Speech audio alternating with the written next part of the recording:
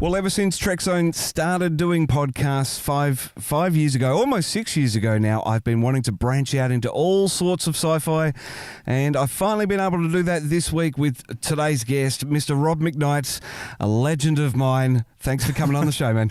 You're too kind. Thank you very much, Matt. Now, Doctor Who, I believe it's been a bit of a passion for you for a while. Oh, most of my life. I think I was about 8 or 10 when I discovered it, and actually discovered it looking. I was in Strathfield at Auntie's place. I was bored, senseless. I walked outside the house, and while I was walking around, it was a whole lot of units. I sound like a stalker, but I looked through the door of some people who were watching Doctor Who, and I actually watched the episode on their lawn through their front door, and I was like, this is amazing. I'd never heard of it before, and it was during the Tom Baker era, and that's when I fell in love with Doctor Who. Wow. Do you remember what episode it was? I've been trying to rack my brains on that for ages, but I'm 45 now, so we're going back a wee way. I don't quite remember. What drew you in to Doctor Who? What was it about Doctor Who that was so engaging to you, or is engaging to you? Do you know my favourite character on Doctor Who is the TARDIS? There is something about the idea of a ship that can travel through time and space that's bigger on the inside that just captures my attention. And I actually, when the TARDIS doesn't appear in an episode, I'm bitterly disappointed, or when the interior doesn't appear. I'm always disappointed when there's no TARDIS scenes. I love the TARDIS. I've loved all the different designs. And obviously the Doctor is a driving character and what the Doctor stands for. But yeah, it's the idea of this ship that has drawn me in the most, I think. And it was pretty cool when a character was actually created in those episodes a few years back.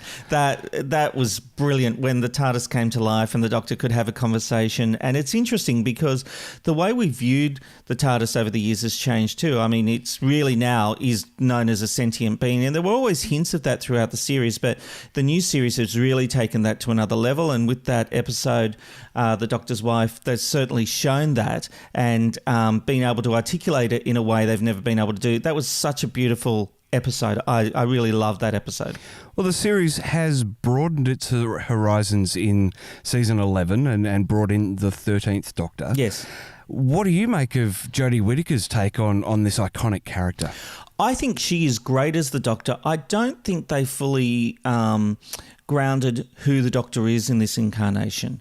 And I think there are a couple of things they shouldn't have done with the casting of the first female. I think she should have been more authoritarian so that she had that strength that the previous Doctors had, and we saw scenes of that when she confronted the Dalek in the New Year's Day special. And I think the writing's been a bit hit and miss this season, to be honest. The first episode I thought was great. The Woman Who Fell to Earth, I thought was brilliant. And when I saw that episode, I thought, oh my gosh, they've nailed this and we're in for a really great season. But of course, being episode 1, you've had a lot of time to work on it. You've done draft after draft after draft. But the other episodes, I thought there were some highs. Obviously, the Rosa Parks episode and the historical episodes were certainly the strongest. There were some episodes that were a bit like, yeah. And really, what got us through this season was Graham, and it shouldn't be Graham getting us through. I mean, he certainly had some of the strongest moments throughout the series. It should be the Doctor. I would like to see them give the Doctor more authority, which and be more in charge, and you know, like the idea that she seems to not know enough. I don't know why this is happening. I can't steer the TARDIS again. You know, like I get that you're doing that to create drama and give her odds to overcome. But the problem is, as from a character point of view, it feels like a step backwards. And adding in 3 companions this season as well, I think maybe it really shared the screen time a little too much. It spread it a little too thin, and we sort of haven't really gotten to know the companions as well as we probably would have in previous seasons with only one. Yeah, I think there's been a lot of criticism about the fact Yaz has sort of fallen into the background and Ryan and Graham became the stronger dynamic because there was a really interesting story to tell. I'm actually not so critical of the three companions. They've all served a purpose. And yes, Yaz, you would have thought the episode where she went back to meet her grandmother, she could have come more to the forefront during that episode and we could have got to know her a bit more. But I haven't been so critical. The companions are there to serve a purpose and, they get us to the next plot point. So I think it will be interesting. I think they will have listened to the criticism about Yaz and as they go forward, I think we will see some strong Yaz episodes in the next season when it eventually comes. I think that's always the way too when you have a large ensemble cast. Star Trek Enterprise suffered with that with Ensign Mayweather being such a minor character, even though he was he was there every week. You never really got to know him because there were just so many people to include in dialogue, and Doctor Who always sort of has been that the duo. But I think I agree with you. Well, in the new series, three companions is not uncommon. You go back to Peter Davison's era and there were three companions and somehow that worked. But obviously 4-part stories at 20 minutes ago, there was more time. But really, when you think about it, how much depth did those characters have anyway? Maybe we're just expecting more these days. And there's one thing I'd like to say. I don't know if people have talked about this, but when Yaz visited her grandmother and then met back up with her in the present, I was hoping the grandmother would remember that, and talk about that. Be prompted by the fact she had the bad tattoo and she's just met the three people she would have memories of. So I was disappointed there was no reference to that. Does that make sense? Yeah, it does. It does. And it's one of those conundrums about time travel. Maybe Doctor Who does it a bit different. maybe they are. But she could have just had a nod and say, was I beautiful when I was young? I don't know. She could have just said something like, yes, my mother had no idea how to do the tattoos, or just make some little comment that she knew what Yaz was up to. Yeah. Well, hopefully they've bedded in this season. They've worked all the kinks out, and I think it's great that everyone is coming back next season, although we're 12 months away from it. They're taking a while to produce it, but maybe that's a good thing. Well, it's happened with every executive producer. Russell T Davies and Stephen Moffat have had to have those breaks because the churn is huge and the pressure. But to do it after season 1 of your tenure is not a great indication. So I certainly hope it's worth it. I've got to say, I think on overall series that Moffat and RTD produced better seasons. And yes, I think also there were bigger misses during both their seasons.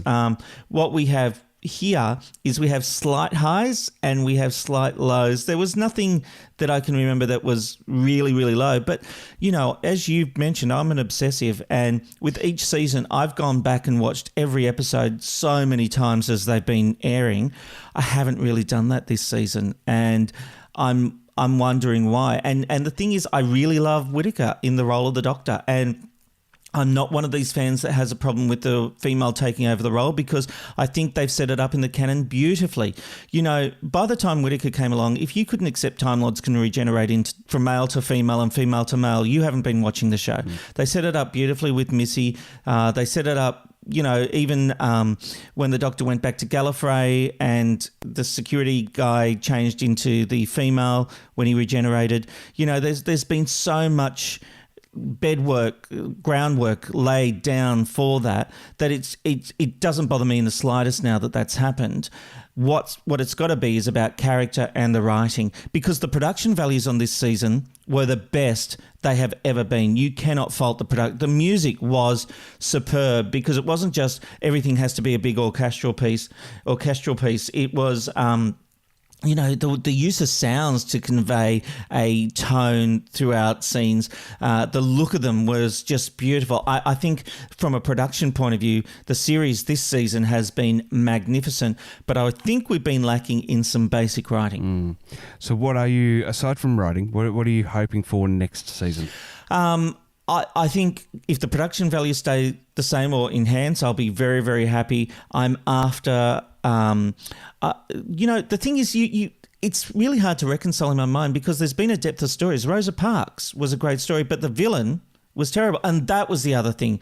Tim Shaw, who was beautifully set up in episode 1, by the time we got to the finale episode, I was expecting so much more. So having a bigger plan of where your characters are going to go, better villains, I think would be a key.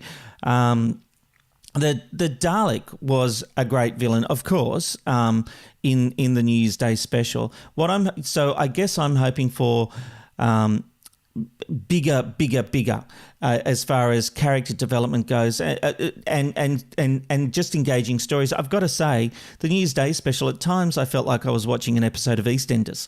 It was so much melodrama, which is great because which has its place, because I have loved how they've gone a bit more in depth with the Graham and Ryan relationship. But I think that overpowered the New Year's Day special, and I think there just needs to be a bit more thought between the action, the storytelling, and the relationships. So they've got the relationships down. They know how to write that. We need to move forward and make it more engaging, Doctor Who. Well, hopefully giving them a year off will allow them that time to bed it all in and really have a concise season. It does have that way of working out as well, giving them the time to actually work it all out and actually have a season plan. Hopefully that makes it a pretty cool second season that we're coming up to. Look, I'm really hoping so. And look, if it's always good to listen to the criticism, not the trolls, but always listen to the constructive criticism. And if they're doing that and going away with their own ideas and formulating a plan, I think it could be a magnificent season of Doctor Who. And it's a big thing to take over that show. There's a lot of pressure, and there's a lot of people ready to criticise you, ready to have a go. But you know what? As Doctor Who fans, we're more ready to love.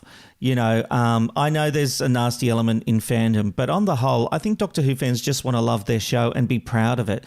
And I think Jodie Whittaker is a doctor I'm proud of. I just want more from the actual episodes. Fantastic, Rob. Well, thank you very much for talking Who with me. And will you come back next year when the show's back on the air? Absolutely. Anytime you tweet me, I will be there. Love it. Rob, thanks so much for your time today, man. A pleasure, Matt.